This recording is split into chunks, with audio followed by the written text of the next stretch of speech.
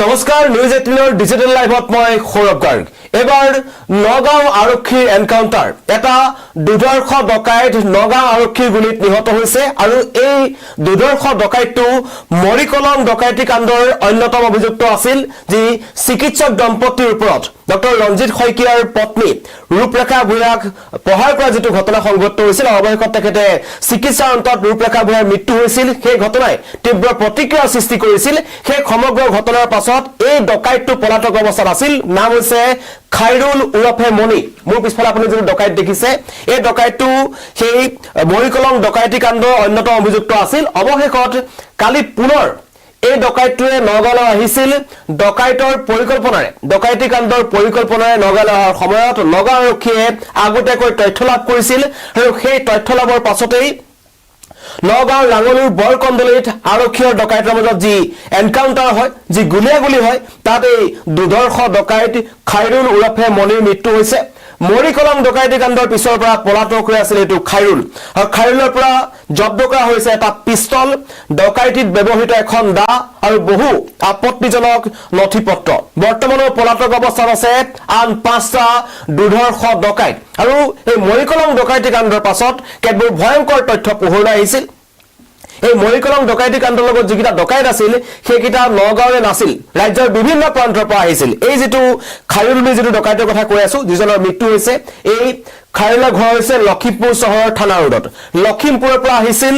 নগাঁৱত ডকাইতি কাণ্ড সংঘটিত কৰিবৰ কাৰণে তেওঁলোকে ৰাজ্যৰ বিভিন্ন প্ৰান্তত এনেকুৱা কেতবোৰ ভয়ংকৰ চাঞ্চল্যকৰ ডকাইতি কাণ্ড সংঘটিত কৰি আহিছিল আৰু অৱশেষত আৰক্ষীৰ গুলিত নিহত হৈছে মৰিকলং ডকাইতি কাণ্ডৰ অন্যতম অভিযুক্ত খাইৰুল উৰফে মনি তেওঁৰ ঘৰ হৈছে লখিমপুৰ চহৰৰ থানা ৰোডত মৰিকলং ডকাইতি কাণ্ডৰ পাছৰ পৰা পলাতক হৈ আছিল তেখেতক ধৰিব পৰা নাছিল কিন্তু ক্লু লাভ কৰিছিল যে খাইৰুল উৰফে মনি নামৰ লখিমপুৰ এটা দুৰ্ধৰ্ষ ডকাইত মৰিকলং ডকাইতি কাণ্ডৰ সৈতে জড়িত হৈ আছিল আৰু যেতিয়া তেওঁলোকৰ গ্যাংটোৱে পৰিকল্পনা কৰে ৰাজ্যৰ বিভিন্ন প্ৰান্তত বোলে আজি নগাঁৱত কৰিব লাগে ডকাইতি মৰিগাঁৱত কৰিব লাগে আগতেকৈ তেওঁলোকক জনোৱা হয় আৰু তেনেকৈ তেওঁলোক তালৈ আহিছিল মৰিকলং ডকাইতি কাণ্ডৰ পাছতো কিন্তু তেওঁলোকে নিজৰ যিবোৰ ডকাইতিৰ ঘটনা আছিল সেইবোৰ বন্ধ কৰা নাছিল পুনৰ নগাঁৱতেই ডকাইতিৰ কাণ্ড সংঘটিত কৰিবৰ কাৰণে আহিছিল এজন খাইৰুল উৰফে মনি লগত আৰু 5টা ডকাইত আছিল হেকিটাই পলায়ন কৰিছে ডকাইতৰ খবৰ লাভ কৰিছিল ডকাইতকিটা হয় খবৰ লাভ কৰিছিল আৰক্ষীয়ে আৰু লগে লগে আৰক্ষী উপস্থিত হৈছিল বৰকন্দলিত তেওঁলোকৰ টাৰ্গেট আছিল নগাঁৱৰ ৰাঙলুৰ বৰকন্দলি আৰু আৰক্ষীৰ মুখামুখি হোৱাত আৰক্ষীলৈ ডকাইতে প্ৰথমতে গুলিচালনা কৰিছিল গুলিচালনা কৰি তাৰ পৰা তেওঁলোকে পলাই যাবলৈ তেওঁলোকে চেষ্টা কৰিছিল আৰক্ষীয়ে যেতিয়া গুলিয়াত প্ৰত্যুত্তৰ দিয়ে তেতিয়া গুলিবিদ্ধ হল খাইৰুল আৰু নগাঁও চিকিৎসা মহাবিদ্যালয়লৈ তেওঁক লৈ অনা হৈছিল অতি সংকটজনক অৱস্থাত পথত তেখেতৰ মৃত্যু হৈছে জব্দ কৰা হৈছে এটা .7.65 পিস্তল আৰু এখন দা ঘটনাস্থলীৰ পৰা কিন্তু পলাই খাৰিছে আন 5টা ডকাইত এটা পুনৰ নগাঁও চহৰত কাৰণ নগাঁও চহৰৰ বিভিন্ন প্ৰান্তত একাংশ মিয়া লোকৰ দপদপনি বুলি ক'ব লাগিব এই খাইৰুল মনি এনেকুৱা ইয়াৰ আগত যিসকল ধৰা পৰিছিল মৰিকলং ডকাইতি কাণ্ডৰ তাৰ অন্যতম অভিযুক্তকেইটা যদি কথা ক'বলৈ যাম তেওঁলোকৰ মাছামেন আছিল ৰাজীবুৰ ৰহমান যিজনৰ ইতিমধ্যে তেখেতক দুৰ্ঘটনা য'ত ডকাইতি কাণ্ড সংঘটিত হৈছিল মৰিকলং ডকাইতি কাণ্ডৰ তালৈ লৈ যোৱাৰ সময়ত দুৰ্ঘটনাত পতিত হৈ এখন ভৰি আৰু এখন হাত বেয়াকৈ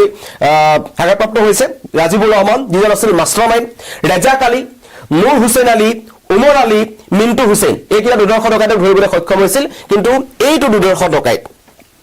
এই দুৰ্ধৰ্ষ ডকাইতটো মনি খাইৰুল যেটো ঘৰ হৈছে লখিমপুৰৰ থানা ৰোডত যাৰ ঘৰ ইয়াকে ধৰিবলৈ নগাঁও আৰক্ষী সক্ষম হোৱা নাছিল বা লখিমপুৰ আৰক্ষী সক্ষম হোৱা নাছিল পলাতক অৱস্থাত আছিল কিন্তু পলাতক অৱস্থাত থকাৰ সময়তে পুনৰ এটা নতুন গ্যাং বনাই এবাৰ নগাঁৱৰ যি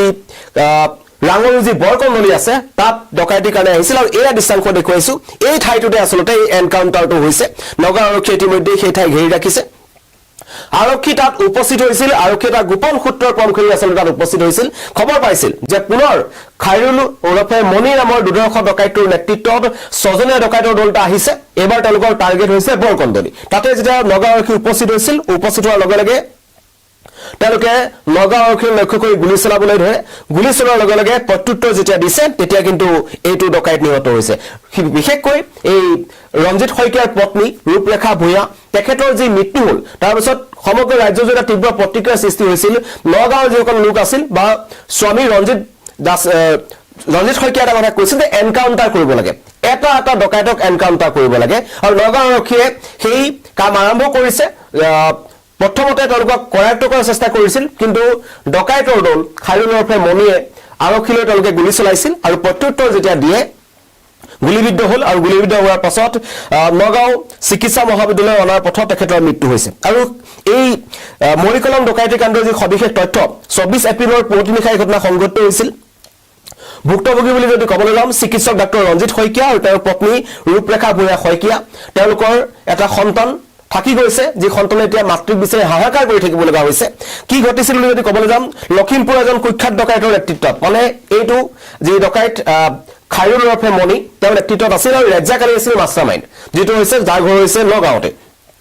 7জনীয়া ডকাইতৰ দলে ধনৰ লোভত চিকিৎসকৰ গৃহত প্ৰৱেশ কৰিছিল আৰু ডকাইতৰ দলটোৱে চুকা অস্ত্ৰৰ তেওঁলোকক আক্ৰমণ কৰি লুটপাট চলাইছিল আৰু গুৰুতৰভাৱে আহত অৱস্থাত 10 মেত চিকিৎসাধীন অৱস্থাত চিকিৎসকগৰাকীৰ পত্নী ৰূপৰেখা ভূঞাৰ মৃত্যু হৈছিল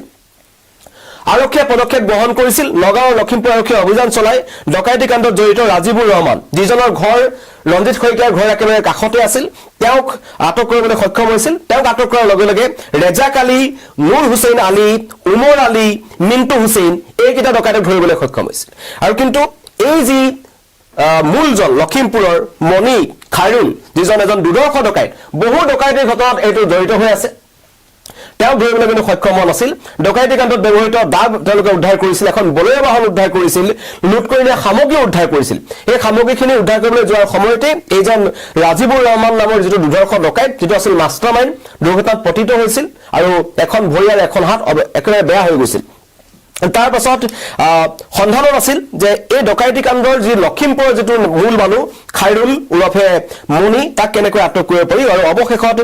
আৰক্ষীৰ জালত পৰিছে খাইৰুল ওৰফে মণি যি বহু ডকাইতি ঘটনাৰ সৈতে সংগত হৈ আহিছিল আৰু পুনৰ মৰিকলম ডকাইতি কাণ্ডৰ দৰে এটা ভয়ংকৰ ডকাইতি কাণ্ড সংগত কৰিবৰ কাৰণে তেওঁলোক আহিছিল অহাৰ সময়তে নগাঁৱৰ ৰাঙনুৰ যি বৰকন্দলি বুলি অঞ্চল আছে তাত তেখেতক আটক কৰিবলৈ প্ৰথমতে মুখামুখি সংঘৰ্ষ আৰু তাৰ পাছত গুলিয়াগুলিত থিতাতেই এই মণি ঢলি পৰিল সেই অঞ্চলসমূহত ক'ব লাগিব যে নগাঁৱৰ জিলাখনৰ বিভিন্ন প্ৰান্তত একাংশ অবৈধ বেদখলকাৰী মিয়া লোকে এনেকুৱা ধৰণৰ বিভিন্ন অপৰাধজনিত ঘটনাত তেওঁলোক সংগত কৰি আহিছে নামসমূহ আপোনালোকে দেখিছে সকলো কিন্তু এই মিয়া লোকসকল আছে আৰু লখিমপুৰৰ পৰা আহিছিল মেইন যিটো মূল কালপিত যাৰ নেতৃত্বত হৈছিল নাম হৈছে খাইৰুল ওৰফে মণি এটা পৰিয়াল নিশেষ কৰি পেলালে আৰু এগৰাকী মহিলা যিগৰাকীয়ে 24 এপ্ৰিলৰ পৰা আচলতে তেওঁক আক্ৰমণ কৰা হ'ল আৰু 10 মেত এই দীঘলীয়া সময় চিকিৎসাধীন অৱস্থাত থাকি অৱশেষত তেখেতে মৃত্যুৰ ওচৰত হাৰ মানিছিল আৰু মৰিকলম ডকাইতি কাণ্ডৰ পিছৰ পৰা পলাতক হৈ আছিল এইটো খাইৰুল ওৰফে মণি সকলোৱে বিচাৰিছিল যে ইয়াক ধৰিব লাগে এই দুৰ্ধৰ্ষ ডকাইতটোক ধৰিব লাগে আৰু এই ডকাইতটোক ধৰাৰ লগে লগে ৰাজ্যৰ বিভিন্ন প্ৰান্তত হোৱা অন্য বহু চাঞ্চল্যকৰ ডকাইতি কাণ্ডৰ কথা পোহৰলৈ আহিব আৰু ইতিমধ্যে আৰক্ষীয়ে তেওঁলোকৰ তথ্য পাইছিল যে পুনৰ ডকাইতৰ কাণ্ড সংঘটিত কৰিবলৈ আহিছে নগাঁওখনক বাৰে বাৰে টাৰ্গেট কৰা হৈছে নগাঁৱৰ বিভিন্ন প্ৰান্তত এনেকুৱা কিছুমান ডকাইতিৰ দল আছে যিবোৰে হায়াৰ কৰি আনে আচলতে বাহিৰৰ পৰা কেৱল নগাঁৱৰে নহয় লখিমপুৰৰ মানুহ থাকে ধুবুৰীৰ মানুহ থাকে এনেকুৱা কিছুমান চৰাঞ্চলৰ পৰা মানুহ আহি এনেকুৱা ধৰণৰ চাঞ্চল্যকৰ ঘটনাবোৰ সংঘটিত কৰি গৈছিল আৰু অৱশেষত নগাঁৱৰ আৰক্ষীৰ এনকাউণ্টাৰ আৰু এইবাৰ ঢলি পৰিল দুৰ্ধৰ্ষ ডকাইত যাৰ হৈছে খাইৰুল ওৰফে মণি যাৰজনৰ ঘৰ আছিল লখিমপুৰ থানা ৰোডত আৰু যিজন মৰিকলম ডকাইতি কাণ্ডৰ মূল তেওঁ নেতৃত্ব দিছিলে সমগ্ৰ মৰিকলম ডকাইতি কাণ্ডটোৰ আৰু সেইজন অৱশেষত নগাঁৱৰ ৰাঙনুৰ বৰকন্দলিত তেখেতৰ এনকাউণ্টাৰ কৰা হৈছে ধন্যবাদ